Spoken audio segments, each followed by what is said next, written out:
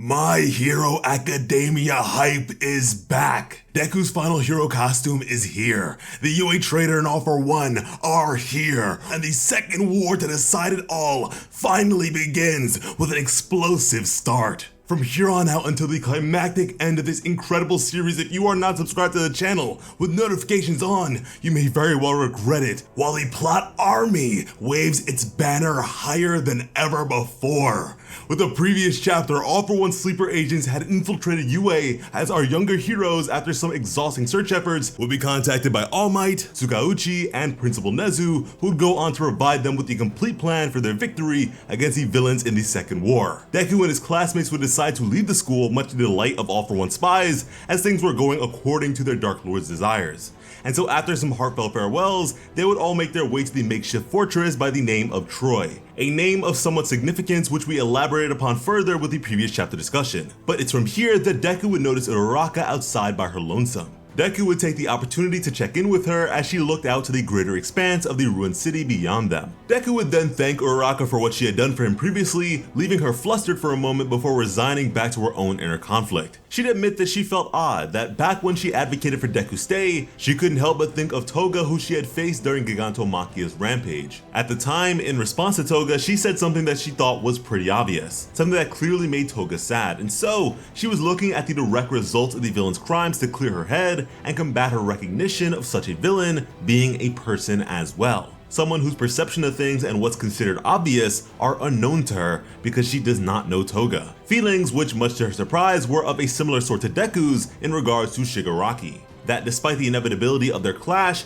he couldn't just ignore the little boy that he saw within him. And elsewhere we would have a similar, if not more extreme case of optimism from Shoto, as when he admitted to not knowing Toyo's favorite food, which Bakugo suspected to be really hot udon, Shoto expressed a desire to share a meal with him someday. Either way, our heroes were resolute when it came to stopping the villains, as All For One would kick everything off with a phone in hand. With this latest chapter, we would learn a bit more about the insidious villain and one of his many quirks in particular. Lies do not work on him. All For One is effectively a human lie detector where not even the slightest bit of malicious intent is capable of evading him. That being said, things get even more fascinating. As it turns out, All For One has no idea what the actual name of this quirk even is, as he stole it back when the quirk era first began, and on account of it mixing with his many other quirks, has only grown stronger over time. Thinking back, the original owner was a rather unremarkable man, but what's crazy is that even despite this, his descendant now fights alongside All Might in hopes of bringing All For One down. This is of course a reference to Detective Tsukauchi, who remarkably enough goes by the name Truthman, a very peculiar bit of irony. All For One would then begin a phone call with Oyama's parents, speaking as if he was a close relative in code about Deku being handed over to him. All For One would additionally ask for Oyama's phone number to ensure all was well, obviously seeking to use this sort of lie detector quirk on him too, which the parents would agree to with no issue, and All For One did not sense anything being off until he concluded that she was indeed telling the truth. And from here, things would only get even crazier. First and foremost, in a random parking lot, Deku would meet Oyama, who had suddenly called him. And with this, we would have Deku's final costume for the series. This to me looks like a combination of every previous iteration of Deku's costumes, minus the mask. There seems to be no mask present here at all. Deku till the very end has no sauce, but it's all good because we love him regardless. Oyama would thank Deku for showing up, as Deku would question what he was doing here. He would wonder why Oyama was not still in custody, but apparently Oyama's family has a pretty good lawyer, and so he was released. I mean, they are rich after all. Deku would then feel the need to immediately let everyone know, but Oyama would stop him as he wanted to talk. He'd find it funny that even in such a broken society, the judicial system still managed to exist. Yet in a world in the midst of such tremendous change as theirs was, clinging to the ways of old was a futile effort, which I think at this point we all agree with, as even heroics as they know it will be unable to resume business as usual even if they emerge victorious from this point. But to elaborate even further, Oyama would explain All For One's true plan to Deku. With the chaotic descent of Japan came the collapse of the Japanese yen. Almost every one of the country's companies has filed for bankruptcy, a state of instability that has only further facilitated and encouraged villainous activity, which may now be seen spreading to every other nation across the globe, bringing about a sort of Great Depression or even a situation similar to the first time quirks ever came into the world. And in a world such as this with no long-standing guarantees of stability, foreign countries would only become poorer and poorer as they were forced to focus on domestic issues alone, abandoning Japan for the sake of their own survival. And so in a new world like this, if a country were to perhaps run out of water, what would happen if a man capable of generating drinkable water entered the fray? And the case would be the same for all manner of things from gas to electricity to power itself. This is the sort of world that All For One seeks to create, where he is an undeniable factor, a god on earth where all others depend on him for their survival. Really living up to that businessman attire that he has going on. And a part of me has to wonder if that's some sort of social commentary on the part of Horikoshi, especially considering the harshness of corporate work in Japan. But anyways, Deku for one refused to believe in the possibility of that ever happening, not to mention that the heroes were still here and willing to resist, which would make Oyama smile at Deku, agreeing to that last point, which was the very reason he would turn to his last resort. He would apologize, but in the end, he really did want to ensure the safety of his parents, as from behind him as he cried would be All For One himself in a brand new mask that puts the previous one to shame. A sight that shook Deku to his core.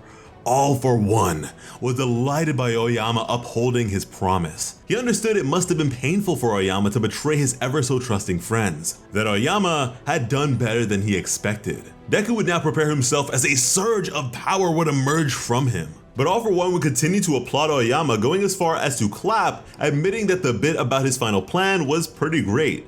Perhaps not entirely accurate, but he'd wonder if Oyama's parents told him all that stuff, which Oyama would confirm along with the promise of their future and happiness. Now this part was quite the relief for me because causing an economic crisis and forcing reliance upon himself is villainous for sure, but for someone like All For One, it's just too underwhelming for me, and I'm sure many others. Now with that being said, I do believe that this is indeed a portion of his plan, but in no way does it account for Shigaraki. All For One's plans for Shigaraki are bound to be far more elaborate than just having a really strong guy with him. Forget this retirement plan, I want the real master plan, and I'm sure that it will come in due time as well. Deku would yell out to Oyama saying that he believed in him, but Oyama would respond by saying that he doesn't think that he can feel anguish anymore, before quickly spinning around and firing his laser right at All For One, referring to him as his dear uncle as per the ruse. All For One would easily defend against this, but was certainly displeased. This was all an act, which Deku was aware of. These two proved to be quite the actors at that. Deku even felt bad for Oyama having to say such things to the point of crying,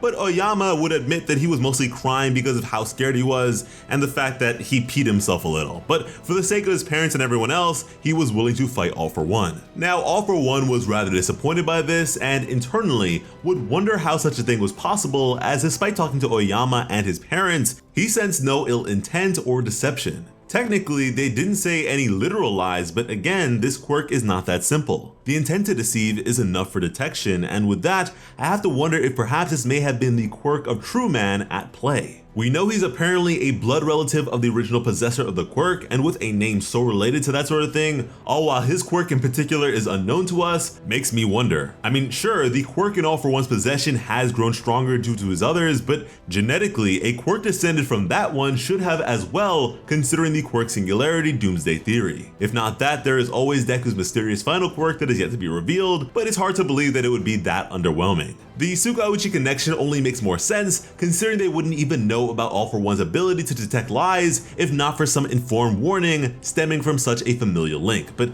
anyways, even if this was all just a ploy, One For All was still very much within his grasp here. The search quirk is able to track the positions and weak points of anyone it has been used on before, and Shigaraki definitely got a good look at everyone involved in the first war, so he knew them all to be miles away and unable to make it in time. Which was wonderful, as All For One was ready to pull up with the gang, as with the former quirk of the late Nomujani, All For One would summon the entirety of his villainous forces, The hype is real! Now this was interesting to me for a few reasons, most notably being the fact that Shigaraki, despite having been poised to take up the mantle as he has, in this instance at least, feels like another lackey. He's here for sure, but he's not the commanding presence at all. Secondly, Dabi has a new look here, all white and icy. Not literally, but we sure hope so. But as a bonus bit, I am curious about this character in particular just based off their design. But things do not stop there, as in turn, Oyama would tell All For One that his parents also told him one more thing. That the thing that All For One hates the most is the fact that the world knows Japan is not done for just yet, as there is still hope. That if Japan can lead the way, the rest of the world will follow along, as a bit of darkness began to swirl from behind him. All For One was shocked. This was no doubt the quirk of Kurogiri at play, but he had no idea how they were using it. Though he was happy that they had saved him the trouble of getting his minion back. However, Kurogiri was not here. Monoma was, and so too were all the other heroes, as the second war has so suddenly begun. The time is now, guys.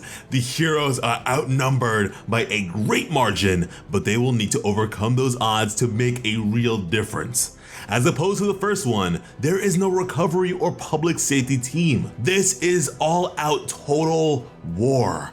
And with this currently revealed heroic lineup, perhaps the only surprising inclusion would be one of Endeavor's lackey, Onima, whose quirk we don't exactly know. Past that, Miruko looks to possess a new prosthetic arm, which looks really cool. Horikoshi is really wasting no time at all when it comes to the final year of this story, pacing things far more rapidly than ever before, and for more coverage of all the action, be sure to subscribe to Plot Armor with notifications on. With this chapter, the state of the heroic world is certainly a focus, and so if you're interested, go ahead and check out our new channel, Plot Armor Comics, as it is focused on Western comic heroes. But for those with quirks, when it comes to bringing you some of the best My Hero Academia content on the platform, Plot Armor has you covered.